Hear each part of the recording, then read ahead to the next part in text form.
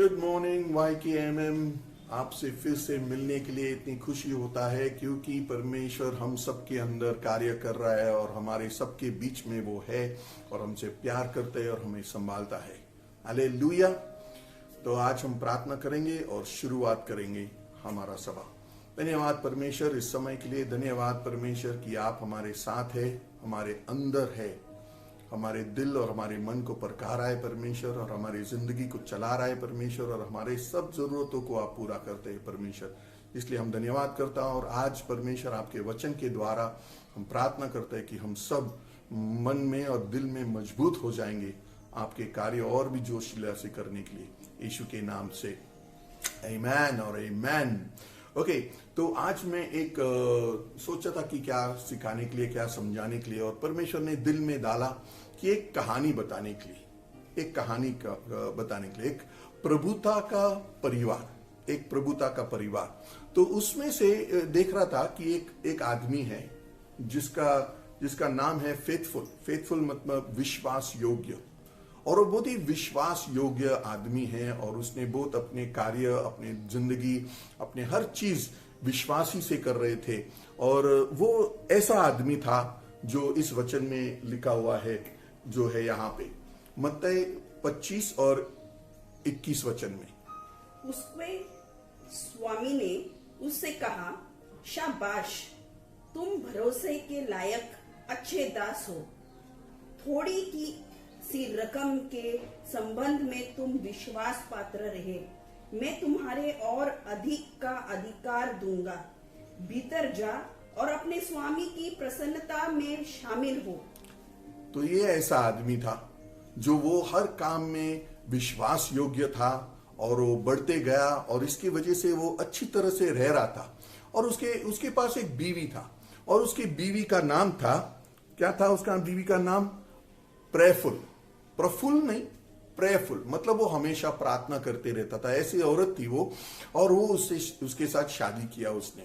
और वो औरत बहुत ही प्रार्थना करने वाली औरत थी। जो भी विश्वास योग्य मतलब फेथफुल जो भी काम करते थे, जिधर भी जाते थे, उसकी बीवी हमेशा उसके लिए प्रार्थना करते थे। उसको घर से भेजने से पहले उसकी प्रार्थना करते थे।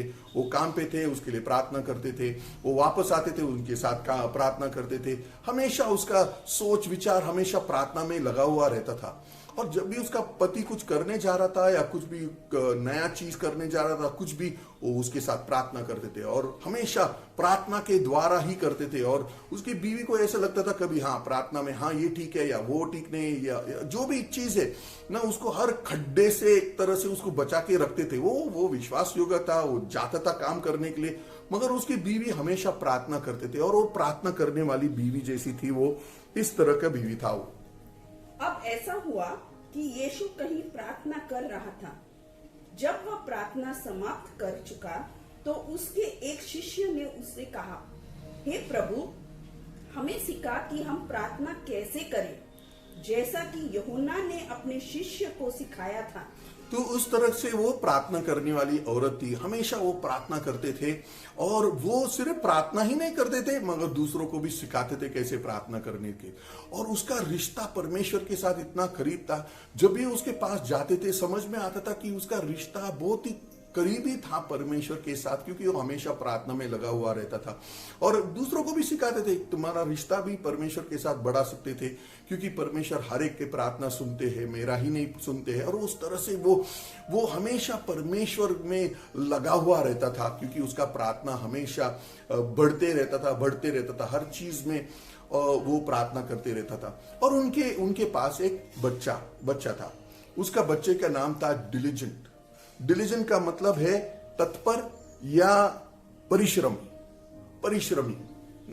परिश्रमी था उसका नाम। और उनको उसी तरह से उनको बढ़ा के रखता था कि परिश्रमी करना चाहिए, तो हर चीज में। और मम्मी प्रार्थना करते रहता था उसके लिए, उसके बेटे के लिए, कि वो परिश्रमी होना चाहिए और वो परिश्रमी में बढ़ना चाहिए, और परिश्रमी की तरह से उसका सेवा और दिल और मन ऐसा होना चाहिए। तो बेटा परिश्रमी बन गया, और परिश्रमी बनने के तो वो ऐसा था लड़का। सुस्त हाथ मनुष्य को दरिद्र कर देता है, किंतु परिश्रमी हाथ संपत्ति लाते हैं। तो ये क्योंकि वो परिश्रमी था, वो हर काम में कामयाबी होता था, जो भी काम लिया तो परिश्रमी से करते थे और सफलता मिलते गया और वो बढ़ते गया वो लड़का। और मम्मी प्रार्थना करते रहते थे, जैसा विश्वास योग्य पिताजी ना फेथफुल पिताजी के जैसा बेटा भी परिश्रमी होके भी मम्मी के ऊपर बहुत ये था कि मम्मी प्रार्थना करेंगे, मम्मी प्रार्थना, और वो भी प्रार्थना करते थे, मगर मम्मी के जैसा तो प्रार्थना कोई नहीं कर पाते थे। पर हर चीज में उसका ये था कि हाँ मम्मी मेरे पास है, मम्मी प्रार्थना करेंगे तो वो पूरी तरह से सफलता मिलेंगे। भले वो परिश्रमी से काम कर रहा है, मगर मम्मी के प्रार्थना के वजह से उसको पूरा पता था कि हाँ जो भी चीज करने जा रहा था मम्मी प्रार्थना करेंगे, मम्मी बताएंगे कि क्या किस तरह से कैसे करने के लिए, और वो अच्छी तरह से वो कर रहा था। अभी उनका बेटे का शादी के समय आ गया और अभी बेटे की शादी करने की जरूरत था और सब लोग ढूंढ रहा था अभी शादी किससे करे।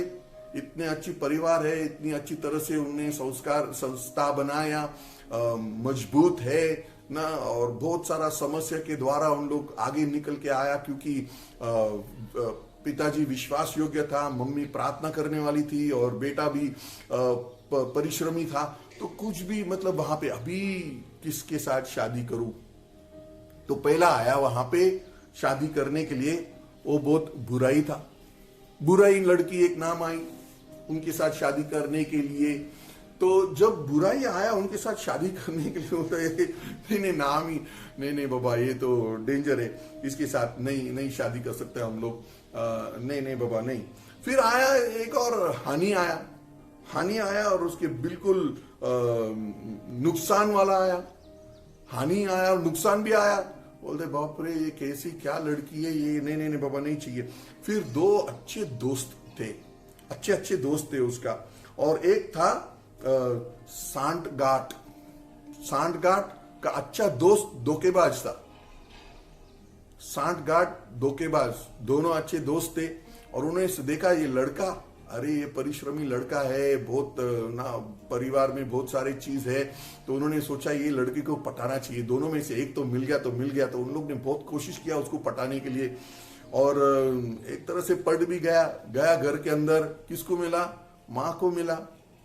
डैडी को देखा, डैडी तो शांत था, मगर मम्मी प्रार्थना करना चालू कर दिया।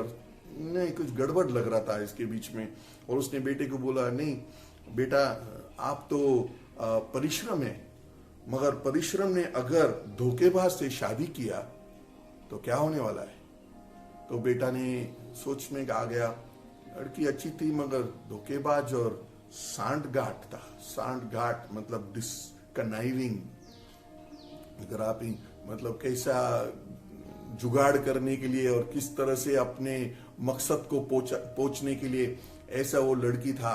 और वो आके लाते थे, ये करते थे वो करते थे, मगर थोड़ा गड़बड़ लगा। मम्मी ने बहुत प्रार्थना किया और बेटे ने बोला शायद नहीं ये ठीक नहीं है मम्मी, ऐसा थोड़ा टाइम के बाद। फिर और दो लड़कियां आया, एक्चुअली बीच में एक और लड़की आया, ढूंढता आया, मगर ढूंढता इतना अच्छा दिख नहीं रहा था। उसका स्वभाव थोड़ा नम्र था, वो हमेशा पीछे रहता था, तो ज्यादा ध्यान नहीं दिया उसके ऊपर और बाजू में रख दिया। फिर दो और दूसरी लड़की आया था, एक था अभिलाषा और दूसरा सुंदर था। सुंदर तो बहुत ही सुंदर था वो, और अभिलाषा कैसा पटा रहा था वो लड़का को, बेचारा परेशान हो गया कि ये लड़की। पर थोड़ा गड़बड़, वापस मम्मी प्रार्थना करते जा रहा था और सोच रहा था कि ये लड़कियों में थोड़ा गड़बड़ी लग रहा है, क्योंकि ये लड़की जो अभिलाषा है ये सभी लड़कों के पीछे भाग रहा है और सभी लड़कों उसके पीछे भी भाग रहा है, और ये सुंदर का भी लड़का भी इशारा मांग रहा है और हमेशा मैं कैसी दिखती हूँ, मेरा बाल ठीक है क्या, मेरा कपड़ा ठीक है क्या, तू मुझे कैसा पसंद करता है, और हमेशा उसके सुंदरता के पीछे ही पड़ता था और बाकी वो सोचता था नहीं कुछ भी। तो वापस मम्मी ने बेटे को समझाया, बेटा तू तो परिश्रमी है, अगर परिश्रमी सुंदरता से शादी किया तो उसका जिंदगी कैसे बनाएंगे, या अभिलाषा से शादी किया तो क्या होगा तेरा जिंदगी बेटा। तो बेटे भी वापस सोच में पड़ गया। उसको पता था कि ये मम्मी जब प्रार्थना करते हैं, मम्मी जब परमेश्वर के उस संदेशा को लेके आते हैं, और पिताजी ने भी समझाया, बेटा देखो हमारा कैसा था, मैं विश्वासु था और मम्मी न प्रार्थना में लगा हुआ रहता था, तो हमारा परिवार कैसा आगे बढ़ते गया। मगर अगर आपने इसी तरह से शादी किया तो तेरा क्या होगा बेटा, सोचो उसके ऊपर। फिर परमेश्वर ने बहुत, जब मम्मी प्रार्थना करता था, उसने ध्रुवता के बारे में बताते जा रहा था, ध्रुवता के बारे में बचा रहा था। और ध्रुवता ऐसा कोई नहीं है जो सामने आते हैं और सबको बताते हैं कि क्या कैसा, मैं क्या हूं, मैं किस तरह से हूं, वो नहीं करते उस तरह से। पर ध्रुवता क्या करते हैं, वो पीछे पीछे अपने काम करते रहता है ना, वो इस तरह से था। प्रार्थना में सदा लगे रहो, और जब तुम प्रार्थना करो तो सदा परमेश्वर का धन्यवाद करते रहो। आमीन, इस तरह से होता है। और एक दूसरा भी ऐसा ही होता है, जिस तरह से अपनी आशा में प्रसन्न रहो, विपत्ति में धीरज धरो, निरंतर प्रार्थना करते रहो। आमीन। और ये लड़की ऐसी थी, वो हमेशा प्रार्थना में लगे रहता था, वो लगा रहता था ना। वो जहां पे भी प्रार्थना सभा था वो वहां पे रहता था, जहां पे परमेश्वर के वचन के ये था तो वो वहां पे था। वो जो भी स्थिति में, जो भी परमेश्वर के मार्गों में, वो हमेशा सीखते थे, समझते थे, ध्यान देता था हर चीज के ऊपर और विचार करता था इन चीजों के बारे में। तो वो दिखने में इतनी टिप टॉप में, वो ध्यान नहीं देता था अपने बारे में, वो ध्यान नहीं देता था अपनी सुंदरता के बारे में, वो इन चीजों के बारे में ध्यान नहीं दे रहा था। वो ज्यादा ध्यान दे रहा था परमेश्वर के वचन के ऊपर, परमेश्वर के इच्छाओं के ऊपर। और इसी तरह से वो दिखने में या विचार में वो आगे नहीं आते थे, घमंड नहीं था उसके अंदर, वो नम्र रहता था, हमेशा कोने में रहता था और अपना सेवा करते जा रहा था। जो भी कार्य था वहां पे वो सबसे पहला होता था, वहां पे सेवा करने के लिए, उसका काम करने के लिए, मेहनत करने के लिए वो हमेशा था वहां पे। तो परमेश्वर ने जब मम्मी प्रार्थना करते था, हमेशा ध्रुवता के बारे में बात कर रहा था। और विचार करो, अगर परिश्रम ने ध्रुवता से शादी किया तो उसका जिंदगी कैसे बनेंगे। और यही परमेश्वर कहना चाहते हैं हमसे, क्या हमारे खुद के अंदर हमारा परिवार कैसा है। ये कोई एक्चुअल परिवार के बारे में नहीं कह रहा है, ये तुम्हारे दिल के अंदर के परिवार के बारे में कह रहा है।